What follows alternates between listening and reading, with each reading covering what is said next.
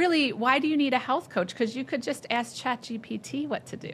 And I said, whoa, wait a minute. First of all, like, don't trust ChatGPT for all your health information. But secondly, there is this knowing and doing gap, right?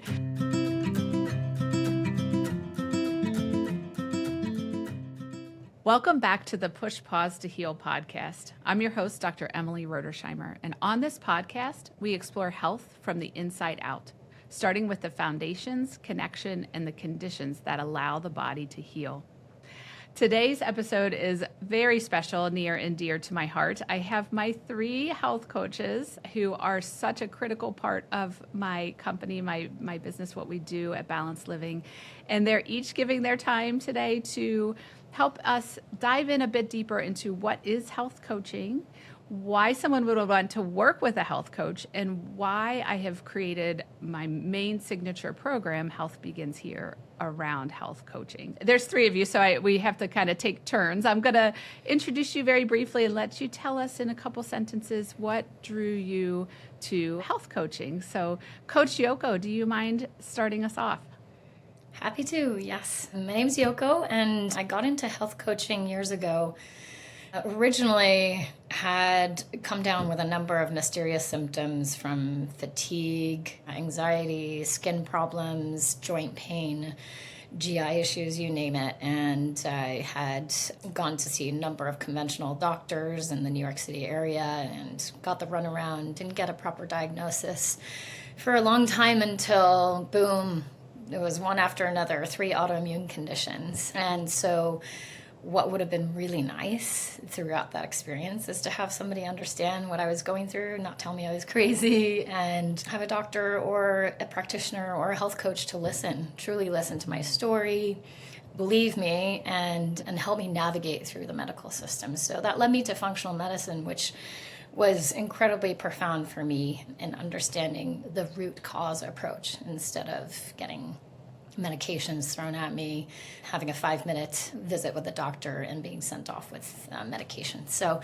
here I am today, health coach for functional medicine, Dr. Emily, and it's been such a fulfilling experience to be able to give back to the community in the way that I wish I had been treated back then. So lending an ear and sharing information, providing support and accountability. That's my jam.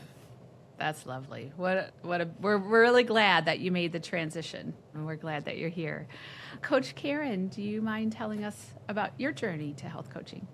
Wow. So my background actually was as a medical speech pathologist. So I spent lots of years in conventional medicine in that very system that often does amazing things, but when you have somebody like Yoko, right, sort of misses the ball. And I wanted to be on the other side of it. I wanted to be on the side of helping people kind of figure out from a lifestyle perspective how they could shift their health in a way that didn't lead to the outcomes that we often see for people with chronic illness.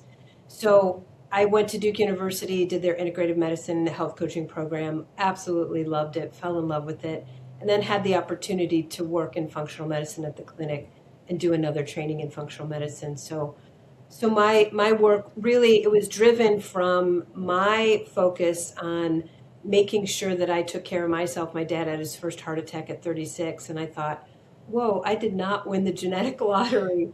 But then now we know that there's so much more to it than just your genetics, right? And so to be able to help empower people with that knowledge, that you have more control over these things than maybe your conventional physician might be telling you. And just like Yoko, medications are not the only answer, right?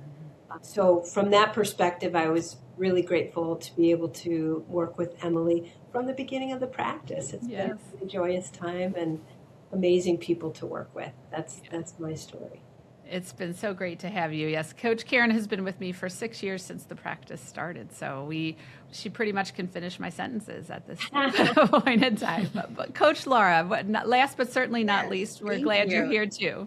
Yeah. So this might sound a little cliche, but I'm a mom. I have 6 kids, and when I look back at it, I really got into coaching because of my kids. We had my 4th child had some issues when he was born, and we didn't know what was going on. And we got thrown into that conventional medicine world also, and saw, I mean, pretty much every specialist that you can imagine, and nobody could give us answers. And it was very frustrating. And going through that entire process, kind of like what Yoko said, I felt like I wanted somebody with me. I wanted an advocate. I wanted somebody to help me walk through this with me. And that kind of got me into the world of functional medicine to really get down to the root of what was going on with my son, but then also just to take care of myself, because as anybody out there knows, when you have a kid and you're going through all of this as a mom, you don't sleep, you don't eat, you don't take care of yourself. And so that really got me into functional medicine. And it's just, my personality is I want the world to be a better place for my kids.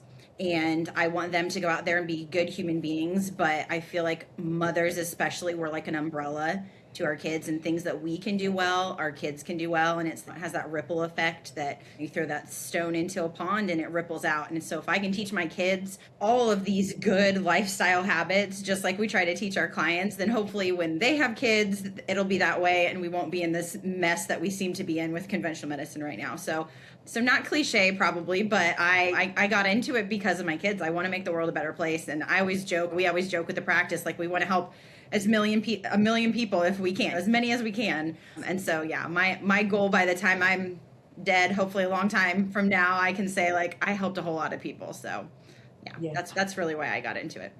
That's a perfect ending to our introduction part. So I loved everything that you guys said. And the next thing I think I'd like to talk about is to help kind of define what a health coach is. But I wrote down a little piece of what each of you said that I heard you kind of define in your own way. For Yoko, it was giving back. It was like this, I would imagine, maybe not every health coach, but I know certainly the three of you are here because you want to give back from what you've learned for yourself. So that's a beautiful aspect. This is a very heart-driven practice. I can say that for sure. And with Karen, was that empowerment. There is a lot in the conventional medical world, and even some of the functional medicine world, there's a lot of, you must do this is the only way. And our goal, I think I speak for all of us at Balanced Living, is to always give you the power back, the client, to realize how much you can control your health, what options you do have, and to really help you feel lifted up and empowered. And then with Laura, I think you mentioned advocate. Having an advocate on your side, and that kind of came up with Yoko too, like if you're going through a hard thing, having somebody on your side that helps you to know what to expect and what's okay and what's not okay. Like sometimes these conversations are about how to talk to your doctor, right? You should expect to be treated by your doctor, and what to ask, and these sorts of things. So we like to serve as an advocate for you to help you become your own health advocate. So I love that. But I do have a couple notes, because health coaching is, I think the thing that people really think in their mind when they think of a health coach, they think it's somebody who's just going to tell you what to do. Right. And my youngest son, he knows how my practice is set up and how proud I am of the way we run things. And he said, but Mom, really, why do you need a health coach? Because you could just ask ChatGPT what to do. And I said, whoa, wait a minute. That's not, first of all, like, don't trust ChatGPT for all your health information. But secondly, there is this knowing and doing gap. Yeah. Right? How many of us know exactly what we need to do, but we haven't been able to implement it? It is so hard in our society to make lifestyle changes. Mm-hmm. It is really easy to follow the herd, right? Follow along and just get sick. Our country is very sick. And so to do something different and the opposite of pretty much what everybody you're surrounded by is doing it's hard. And so that's I see one of the roles of a health coach is the bridge between the knowing and the doing. And there's a lot of different tools that you guys utilize to help people kind of figure out that bridge. Does anyone want to chime in? Anyone have a thought around that topic? One of the things that I think all the coaches probably do, is sort of when we first work with people, find out what their mode of communication is and what their preferred way of doing things. Some people want you to just hand them the plan and just do it, right? Other people want research behind it. But I think what we do really well is that we get to know that person and get to know exactly what makes them tick. Yes. And if we can really work with who they are, not who we'd like them to be, right? But who they really are, and give them the support they need. Some people just really like to research, and they know everything. But then there is that gap. And to bridge that gap, what I think most of us as coaches do is to bring it down to the smallest little principle, right? What's the first thing that you could do? And make sure that those goals are achievable and attainable for them. And Like a baby.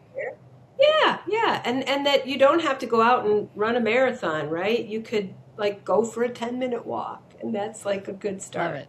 Right? I love it. Working with people where they are. Yeah. Excellent. Just to tag on to what Karen was saying, I think the bulk of our job, especially in the first phase of meeting a new client, is just as Karen had said, there's deep listening, there's searching for what kind of person this client is and getting a better understanding of how we can tailor various approaches to changing their lifestyle. And so everything from what do you do in the first thing when you wake up in the morning to the time your head hits the pillow at night, everyone has a different habitual cadence, right? And different life circumstances, emotional, physical, mental challenges maybe, or children in Laura in my case. And so all these factors get thrown into this giant pot of information that then we are very attuned to sifting through and then coming up with a plan together with the client. It's a co-creation of a plan. So it's very much a partnership that comes from this, I think. I love that. Yes. You're not just saying, go do this, unless like Karen mentioned, that's what they want. Because some people do actually say, give me like exactly what you want me to do and I'll go do it. But I like that partnership aspect as well.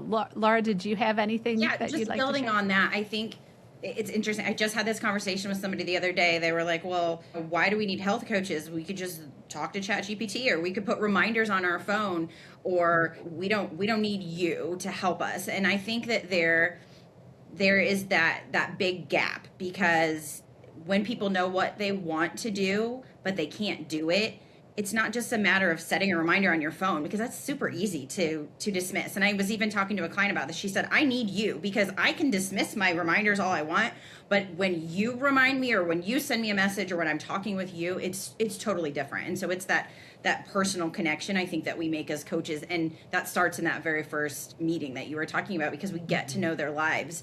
And then the other thing that I was going to mention about that is, we try to help people set goals, but it is so much more than that. It is the process to achieving those goals. And I think that the process that we try to help people figure out is the difference between them being successful and not successful. Because anybody can wake up and get really excited, even when they first start working with us, right? The first couple of weeks, people are like, yes, I'm doing this. This is new. It's going to make me feel better. But it's what happens in those times when you're not motivated. What happens in those times when it's raining outside and your goal was to get outside and go for a walk, but it's raining and it's cold and you don't want to. And so I think it's about helping people figure out what that process is and how it makes sense in their life. I love that. And I think too, with setting a reminder or setting up your own goal, and then if you don't follow through, that feels pretty crappy, right? You feel like you failed. And what I would love to reiterate here is that with our coaches, we do not expect perfection, right? And you guys, if anyone wants to chime in here, you would reframe failure. It's never a failure, right? Karen, you want to jump in? Yeah, I think actually stepping off like the plan of what you're doing is necessary. And that's how I reframe it for people. Like, you don't know how important these things are or what difference they've made in your life until you step away and don't do them for a little while. And then you reinvigorate the reason why you actually want to do it in the first place. And that, I think, is absolutely key, is to really know why I'm doing it, and that if I step off, but then they also learn tools to get right back on. And there's a lot of learning in when you do step off, because we all do, like Right. all four of us do. We're human, right? We're not perfect. When we do deviate, you realize, oh, that wasn't what I had intended to do. You kind of learn from it. And that's another role I think a coach has, to say, well, let's break down what happened there. Why didn't that work? Does anyone want to chime in on this? How can we learn from it? Laura? Yeah, I think we learn from our failures, right? We learn from the things that didn't work, what might work differently the next time. And as coaches, we do try to not look at those and say, oh, you failed, because that's a very negative connotation. And we try to stay away from that. But we look at it as a learning experience and as a great experience to say, hey, this was what you wanted to do, but it didn't work. Why didn't it work? And how do we make it work better in the future? And what sometimes it's great. Sometimes you fail once and you get right back on and it works. Sometimes it takes us multiple times before we really figure it out.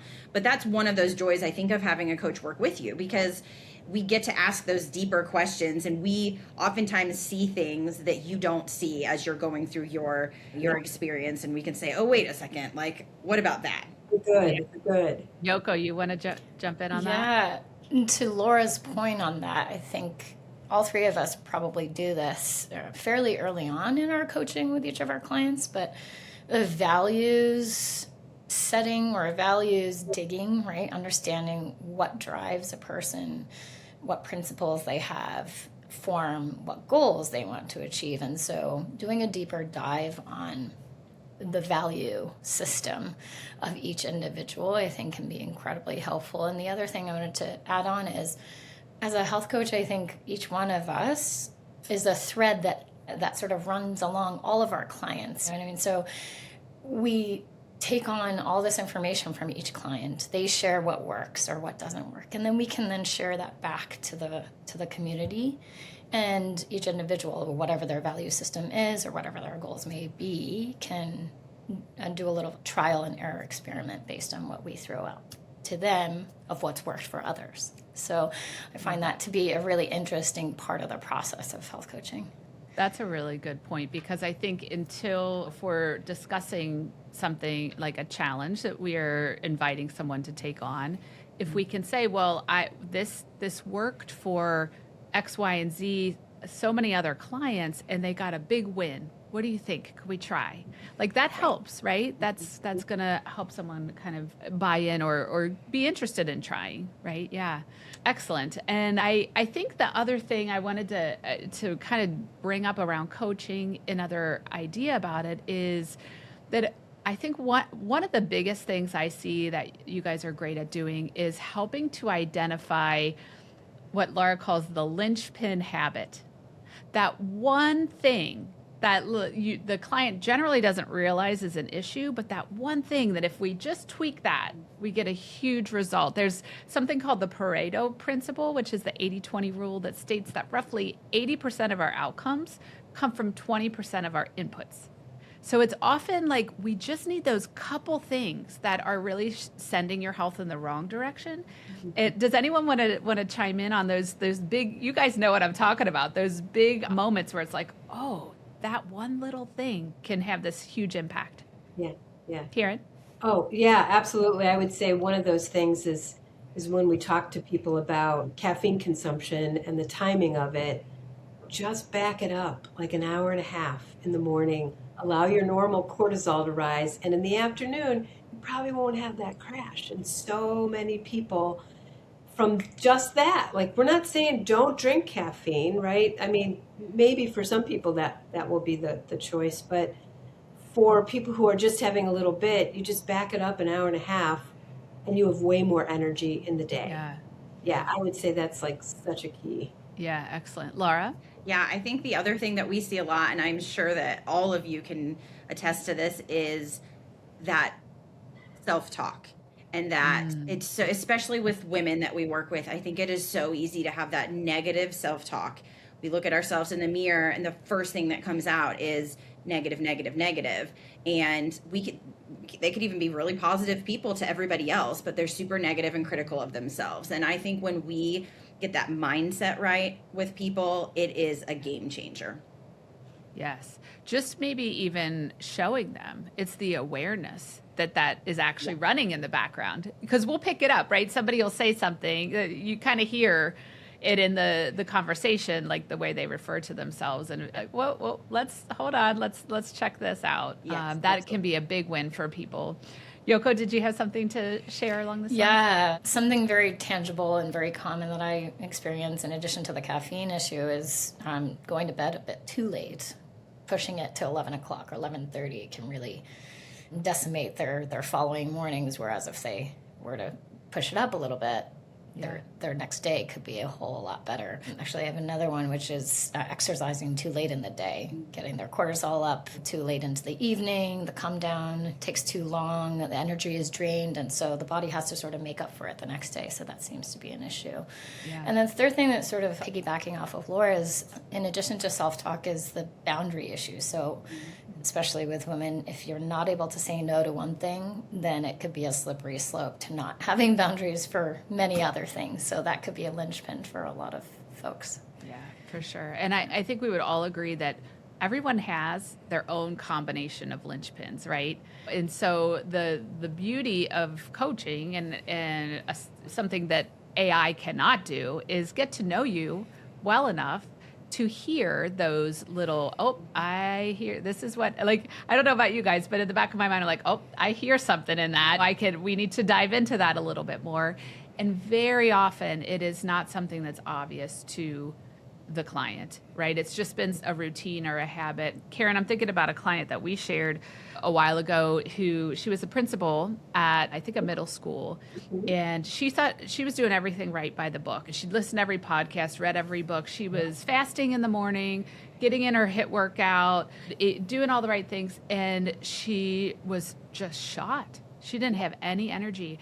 And so some of the things that look good on paper, right, aren't necessarily right for you in the season where you are or with the symptoms or conditions you're dealing with, and need to be tweaked outside of what you hear in a book or given to the general public. All of the knowledge, all of the health knowledge really needs to be adapted to the individual. Did you want to chime in, Karen?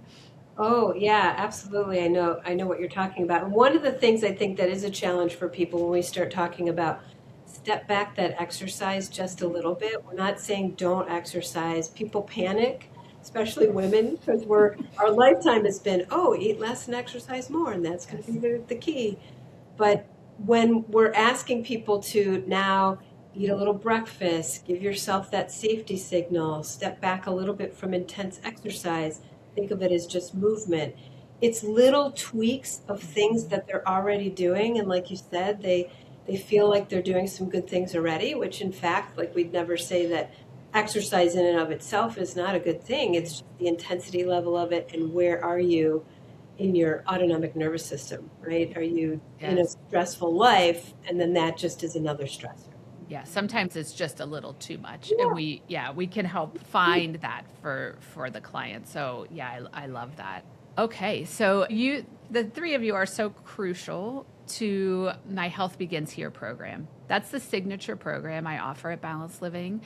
And it's been like several years in the making of kind of coming to this place. But this program, it's really not like any other functional medicine program. So I'd love to break it down for our listeners so that they understand the beauty of what we've created together. Because it's not what you're going to find at other practices. So Health Begins Here is a 3-month program minimum, and it is these lovely humans, my health coaches, are working one-on-one with you during those 3 months to take you through this framework. So I'm going to explain the framework, but the whole thing is housed within our educational, community-based, heart-centered practice, right? So you're part of a community, you're surrounded by resources, you're invited to webinars and community meetings and such, but you work one-on-one with your coach. So the first step in our framework is, we call it Reconnect.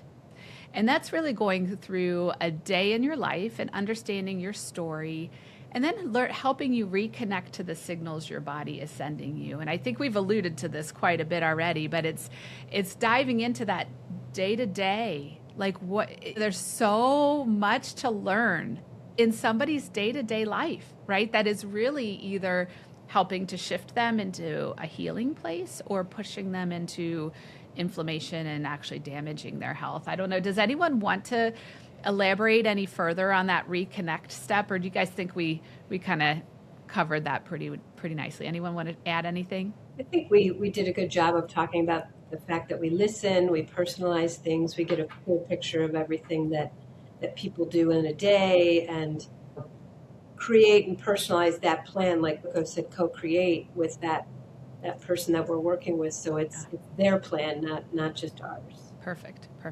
And tuning in, I think the one thing I would say is helping them to tune back into themselves and listen, because our clients' bodies are always giving them, and ours too, always giving signals, and the signals often come maybe in an annoying way, is like a symptom that we don't like, or that fatigue. It's just your body talking to you, right? And so I think helping reframe maybe some of the signals as clues or as information or a conversation to be listened to. I think that's a lovely aspect of the reconnect step as well.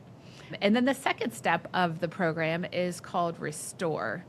And in this phase or this step, and it's really kind of it's not like one visit is one step and another visit is another. It kind of flows very naturally. But in the restore phase, you start to take on small, sustainable shifts that you and their coach have both decided are going to be making a big difference in how you feel. So some of those linchpin things, like we said, that are going to tiny little shift with a big, big payoff. And what happens here that we start to see is you catch this glimpse of maybe a little more energy. Maybe your sleep's starting to improve, or you're not snapping at your kids quite so much. And this is where we've got you. Right? You get a glimpse of it. You catch this little glimpse, and then you're like, ooh, this is good. Things are starting to move. And now what do we do next, right? Does anyone want to chime in there at all? Yoko?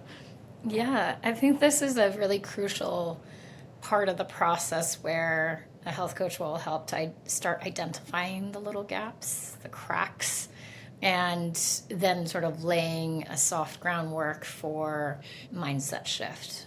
The way you used to live is clearly not working for you. How can we make one tiny tweak in each area of your life? And as we identify those gaps, then also working on the boundary setting. How can we protect your time and your energy to make you more successful in what you want to achieve?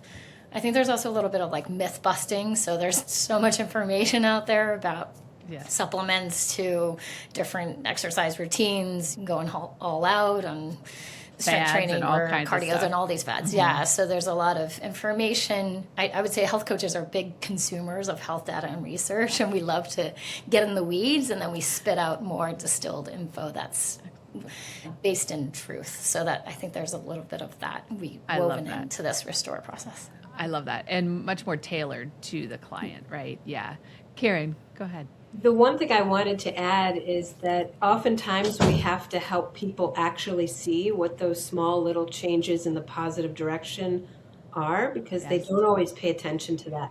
I have a really great client story where this woman her neighbor came over and knocked on the door and said, I need to know what face cream you're using because your skin looks so much better. What are you using? And she said, I'm not using any new cream. I'm just eating better, right? Wow.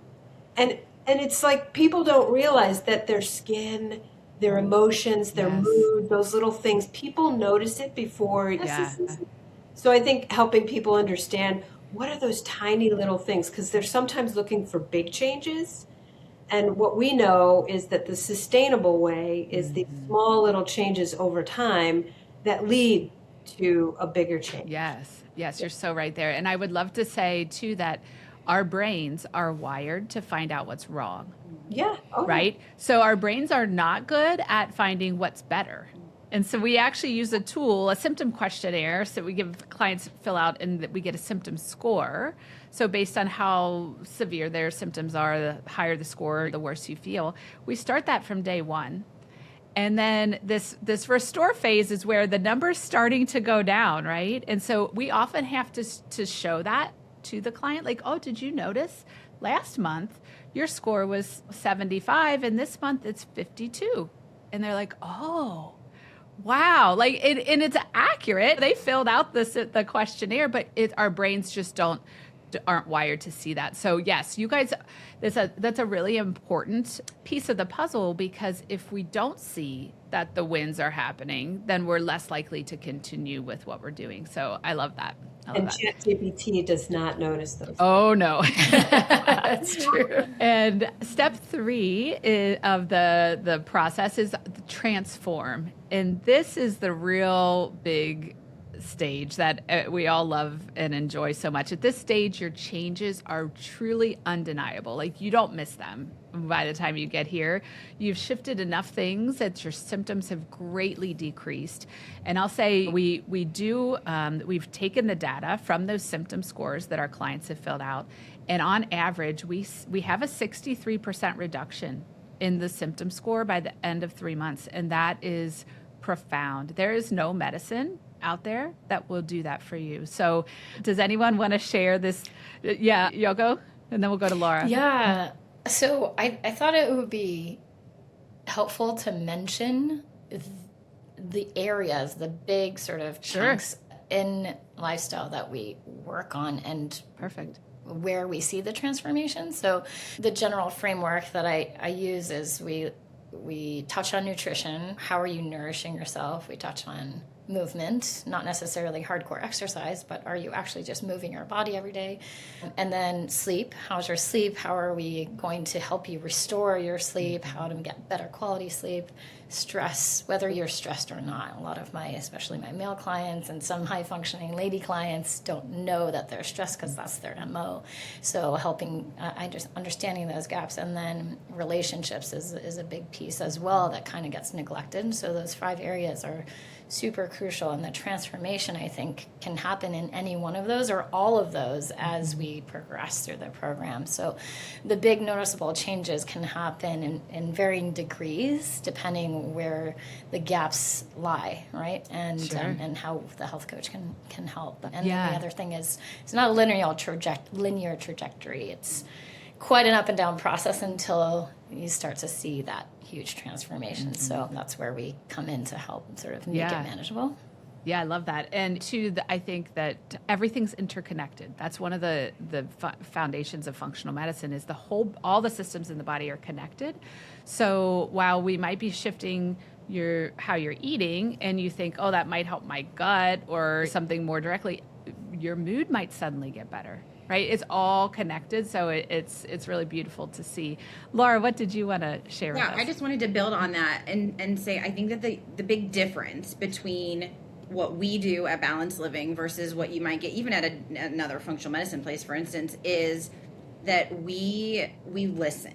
And while we do the MSQ before you come, and while we might run lab work or do other testing, what those tests say is only a small piece of the puzzle. What we really do is listen to, how are you feeling?